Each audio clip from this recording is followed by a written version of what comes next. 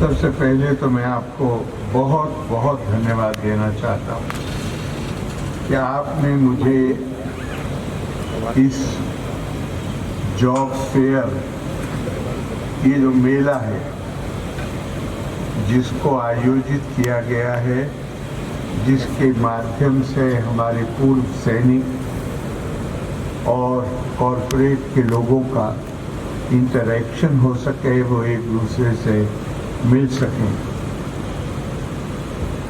उसमें आपने मुझे भी आमंत्रित किया। उसके लिए आपको बहुत धन्यवाद। और ये धन्यवाद औपचारिक बिल्कुल भी नहीं है, मैं दिल की गहराइयों से आपको धन्यवाद देता हूँ, क्योंकि आपने मुझे ये मौका दिया कि मैं यहाँ उन लोगों को देख सकूं जिन्होंने सालों साल तक देश की सीमाओं पर खड़े होकर भयंकर सर्दी में और भयंकर गर्मी में रेगिस्तान की वाली सड़क पर हमारे देश की रक्षा की। और मैं उनको भी धन्यवाद दे सकूं, अपने कॉरपोरेट जगत के मित्रों को, जिनके दिल में उनके लिए ये भाव पैदा हुआ है कि आपने, सिंह साहब ने आपकी बहुत सारे जो गुण हैं आपके अंदर वो गिनाए। इतने साल तक पूरी निष्ठा के साथ, एकाग्रता के साथ अपनी जान को बाजी पे लगाकर, और किसी ने मजबूर नहीं किया, खुद आपने खुद का ये फैसला कि हम अपनी मातृभूमि की रक्षा करेंगे,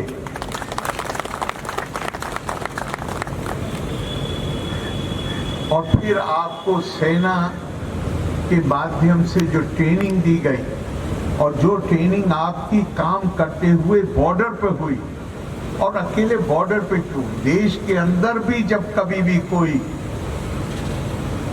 विपत्ति आती है, नेचुरल कैलेमिटी आती है, हमारी सेना के लोग सबसे पहले वहां खड़े होते हैं। अभी 3-4 महीने पहले केरला के वायनाड में एक लैंडस्लाइड हुआ और पत्थरों के बहने के, अपनी जगह से हट जाने के कारण ऊपर पहाड़ पर एक बड़ी झील बन गई। बारिश लगातार हो रही, पत्थर लुढ़क कर आ गए, उन्होंने नदी का रास्ता बंद कर दिया और बड़ी झील बन गई। और जब उससे ज्यादा पानी जमा हुआ तो वो पत्थर लुढ़क के नीचे आ गए और फिर एक सैलाब की स्थिति हो गई। मैं अगले दिन सुबह जब वहां पहुंचा हूं, कोई तरीका नहीं था, समझ में नहीं आता था।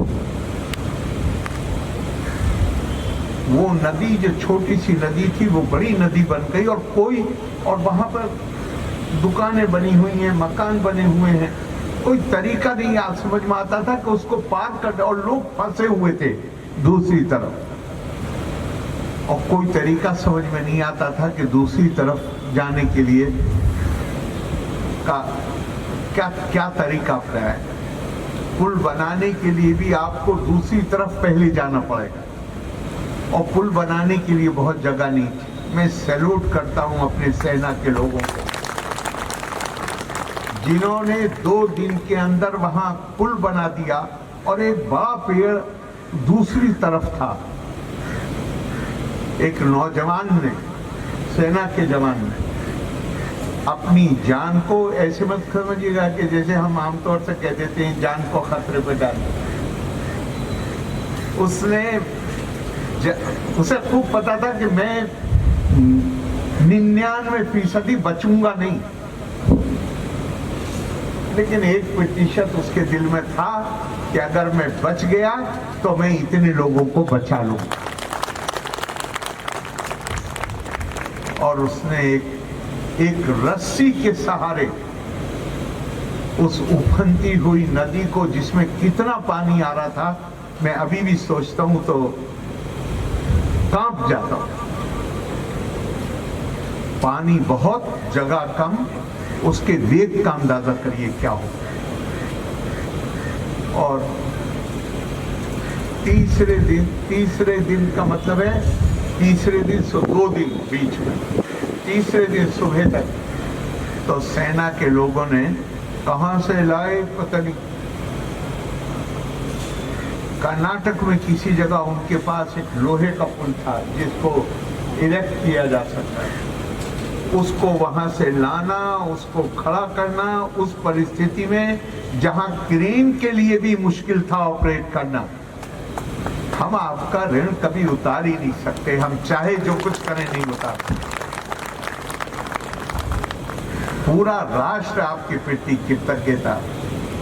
मैं अभी कह रहा था कि मामला सिर्फ इतना नहीं है कि आप बॉर्डर पे खड़े होकर, सीमाओं पे खड़े होकर देश की सुरक्षा करते हैं।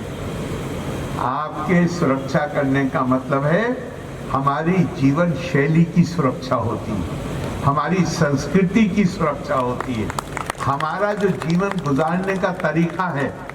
कल को हमने कोई ऐसा समय भी गुजरा है हमारे इतिहास में जहां हमने अपनी सैन्य शक्ति को थोड़ा अनदेखा किया और उसका नतीजा हमने भुगता है। लंबे समय तक गुलामी का जुआ अपने कंधों पे ढोया है। ऐसे वातावरण में हमें और ज्यादा एहसास होता है कि हमारी सेना का मजबूत होना, हमारी नेवी का मजबूत होना, हमारी एयरफोर्स का मजबूत होना हमारे लिए कितना आवश्यक है। अब कुछ साल, जैसा अभी सिंह साहब ने कहा कि हमें अपनी, खास तौर से जो बॉर्डर पे हैं, जिन्हें कभी कभी तो मुझे बताया गया है कि -40 डिग्री होता है जी, और डेजर्ट में कितना 54-55 से भी ज्यादा होता है। तो सेना को ये ध्यान रखना पड़ता है कि उसका जरा युवा रूप बना रहे। अब 40 साल की उम्र में ये लोग रिटायर होते हैं, और इनको बेहतरीन प्रशिक्षण दिया हुआ। इनको केवल सैन्य प्रशिक्षण नहीं है, इनके अंदर एक अनुशासन का भाग, इनके अंदर एक समर्पण का भाग, सेवा का भाग, और इनके अंदर सबसे बड़ा भाव ये है कि इन्होंने रिटायरमेंट होने तक हर दिन जिया है जहां इन्होंने अपने जीवन से ज्यादा महत्वपूर्ण उस उद्देश्य को माना है जिस उद्देश्य के लिए इन्होंने सेना ज्वाइन की। आदमी के अंदर ये दृष्टिकोण, सौभाग्यशाली होते हैं वो लोग जो अपने जीवन में कोई ऐसा उद्देश्य ढूंढने में कामयाब हो जाएं जिसे वो अपने जीवन से ज्यादा महत्वपूर्ण मानते हो और उसके लिए अपना जीवन जिए। इनके तो पूरा, इनके यहाँ तो कुछ और है ही नहीं।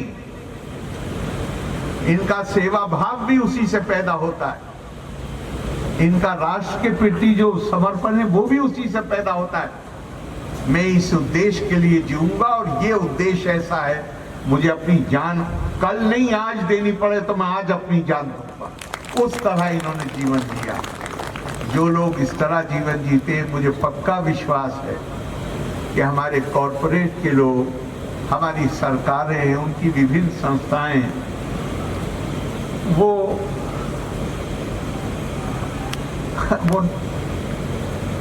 ये पहले से प्रशिक्षित लोग, पहले से सकारात्मक सोच वाले लोग इनको लेंगे,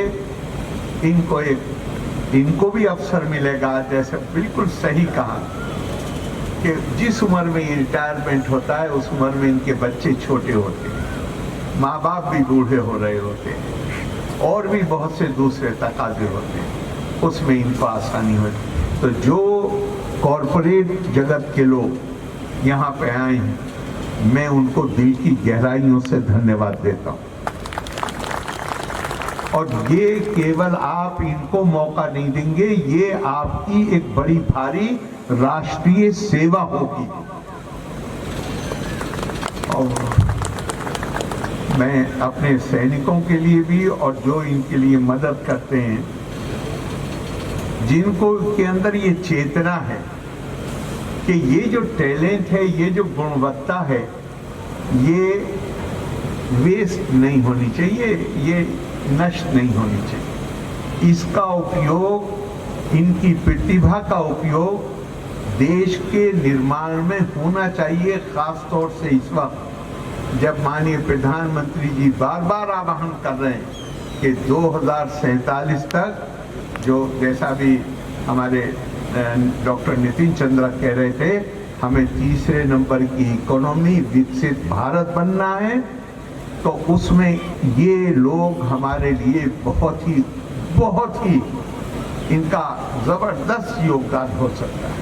और जो इनके बारे में सोचते हैं उनसे मैं एक बात कहता हूं कि एक मुझे बहुत अच्छा लगता है, 2 लाइनें हैं कि जहां भगवान कृष्ण अर्जुन से कहते हैं, पार्था न एवा इहा न अमुत्रा विनाशः तस्य विद्यते नहीं कल्याण कृत कश्चित दुर्गतिम तात गच्छति। अर्जुन कान खोल के सुनो कि ना तो इस जगत में और ना मरने के बाद